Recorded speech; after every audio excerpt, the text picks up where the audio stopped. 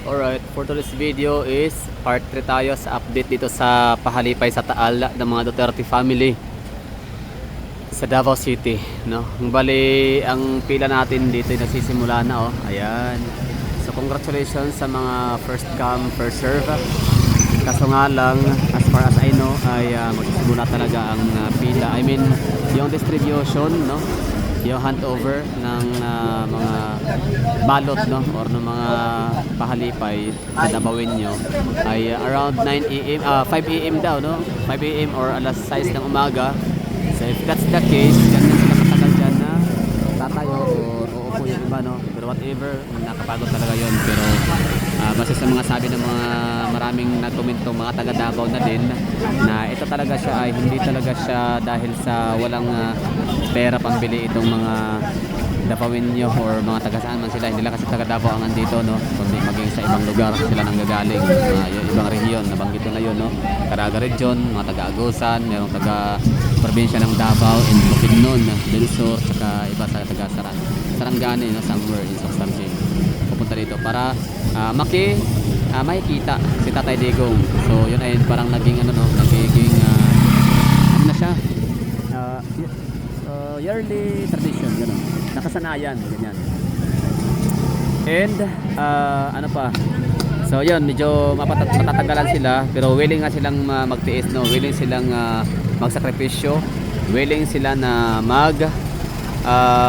magantay nung matagal, sorry, so may tayo lagi. So ganun katagal yung ano nila, yung mag-aantay dito. So ibig sabihin nagsisimula silang pumila dito, sabihin na natin ng mga alas 8 ng gabi or alas 6. So maaaring magkapasok ka sila mamaya, mabigyan yung pinaka first line, pinaka first batch, maaaring mabigyan sila by alas 6 ng umaga or alas 5 ng umaga.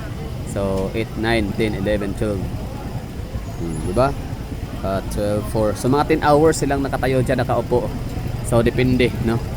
Or yan na, nakatayo, nakaupo. So nakapagod ho yun, pero hindi nga yan alintana ng mga nakapila dyan, kasi ang kanilang pinaka-intention ay makakita or makita, makamayan at mag-greet ng Merry Christmas si Tatay Digong, kanyang mga anak at kung sino-sino pang mga family member. And that was before, of course, do. Kasi ngayon alam na naman natin, alam na ng mga tao na wala si Tatay Digong. Andun nga siya sa Dahig, naka-detain, andun siya sa Dahig, kinulong, no, pinakidnap ni BBM administration. So ganyan kataas, oh. So ganyan sila kadami, lapitan natin, tingnan natin kung sana makapagtanong tayo dito at mayroong sasagot kung anong oras sila nagsimula. So yan, no, ang unahan na yan, yung mayroong traffic light, ano na yan, MacArthur Highway ng Davao City, MacArthur Highway. So yan, nakapasok na yung marami. Wait lang, teka lang, parang mga badyaw yata to dito, mga badyaw, pero syempre mga Pilipino pa rin ng mga yan. Okay, tanong natin to dito. Okay, parang mga badyaw, pinaka first batch. Alas 6 sa hapon, ikaw 3:40 sa hapon? Oh, yeah, daghan na ang linya, daghan na. So kamo gi-priority mo kay senior citizen, tama, no? Dili gyud kay pag ang kuan mo daan nila kabut. Dili ang katong last year gyud kay ganila di pasunod mo kay ulan, pero ang last year gyud ang ginauna gyud pasunod ang senior citizen o kaning mga PWD o kaning naay mga masuso nga bata. Mo na ginapasunod gyud una. So ikaw asa ka to nga batch? Naniro gyud ni kuan, pero ang kaning karon kay ulan bundak mo So ni hawa. So originally alas 3 jud ka na nakadre 3:40 sa hapon. Unya napagyimas na una pa sa imuha. Grabe, no? Gani, no? Sige. Ang mga tanak ko sa inyo mga nay, bali last year or kapila na mo kayer nag-ingon ani, nag-appeal sa kuan. Pila? 3 years na. Ikaw nay. Ikalima, no? Ikanom na, nice one. Galing, galing. Dugay makuha ka balo dayon nga naadi ay ngani. Diba? Tas isa man pud sa rason nganong nipila tagdugay kay para makitaan pud sila, no? Diba? Ato sila makamayan, makumusta og mag-greet og Merry Christmas. Asan yung lugar, ma'am? There's Davao? Ako naara po diri sa Davao, Is sa ay Broso. sa Broso. Kay balita mo guna ko napo daw mga taga Oriental, taga Del Norte, Di Oro, Del Soro, taga Bukidnon. Yo. Tama. Pag magpasulod sa itaduhan ng kuan, kita kani paanaon. Pasulod na po sila. Murag mga badyaw diri nga uban, no? Oo. Mga badyaw. Una sila kanina. Sila mas medyo una.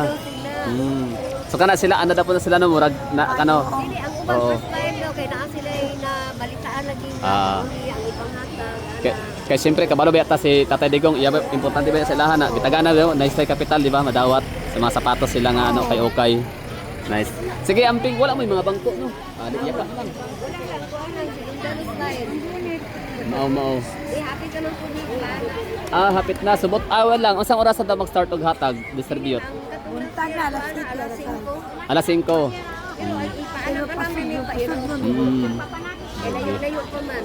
Oo, so 5 years na si nanay, si ma'am, 5 years na ka nagpila. So wala man lang ka nakaingon nga next year magdaan og bangko. Di kay Wala. kuan apil. Okay. Kay last year ni try kog pila matay no kaya gyud oy. Totoo uli ko. Nya ana ko nga next time mo pila na jud ko sa sunod to na koy bangko dala katong plastic nang nagamay. Kaso wala na pud ko nakalimot ako ko. Sige, agi na ko amping Diskarte lang para dili kayo manghawi ang atong mga BTS. Oy, Merry Christmas tanan ha. O message ko kay ano sa mga Duterte family basig matanaw sila ani ba. Kay Tatay Digong na lang, Tatay Digong. Sa yung message. Hi, Tatay Digong, we miss you. Uli na kami mo. Okay. Uli na. Uli na dire, miss na ka na mo. Nice. Sige. Kahit gabi nagtatrabaho sa Sa kuan ko, sa may Curtis family and his wife. alright, no, so And also Kitty. ayun. Tanan mga Duterte family, Abansinya family. So Gala. Merry Christmas. Gala the Explorer. Sige, salamat ha. Oo. Sige, salamat po. So yun na nga no, narinig na yung sinabi nila kanina na 5 years, 3 years, 2 years na silang experience or pumipila dito para lang makita ang mga Duterte at makakuha rin sila ng pahalipay sa mga Davao-inyo. So galing, bali alas 3 pa, alas 3:40 pa ng hapon, yun si nanay, andito na siya at marami pang nauna sa kanya. Dati kasi ang sabi, alas 9 pa lang daw, marami nang pumila. Pero this time, hindi lang alas 9, no, alas 3 pa talaga hapon. Dami nang pumila. Daming tao kita nyo to dito. Tsaka parang batch by batch sila dito, no, para hindi magka-stampede. Kasi nung nakaraan, pansin ko talagang parang git-gitan talaga. So delikado yun talaga dati sa stampede. Ayan, shoutouts daw. Diba?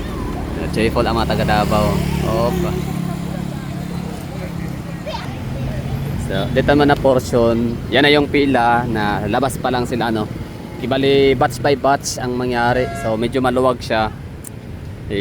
Hindi na pwedeng maulit yung last year. Although wala naman nangyaring masama, pero meron daw hinimatay isa. Oo.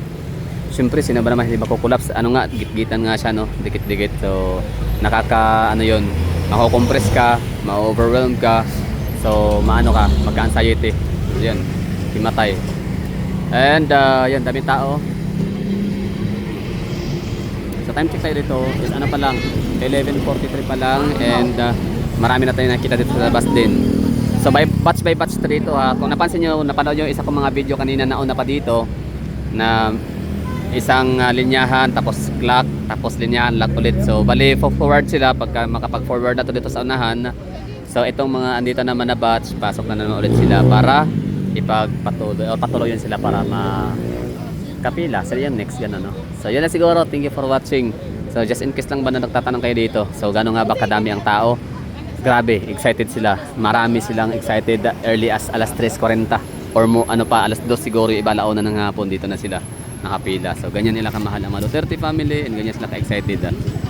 Marami naman paniguratang namimigay ng mga regalo pamasko sa mga Davao-inyo dito sa Davao sa kanilang mga kapitbahay. Panigurado ito mga to, may mga kapitbahay ito mga mayayaman na nag-sponsored no ng mga pamasko, pero mas pinili lang dito pumila kasi Duterte. Alam niyo yun. So ganyan kalakas ang mga Duterte sa mga Davao-inyo. So thank you for watching. Next natin is lalakarin natin to dito hanggang doon sa pinakadulo kung asa na sila abot, pinakamalayo.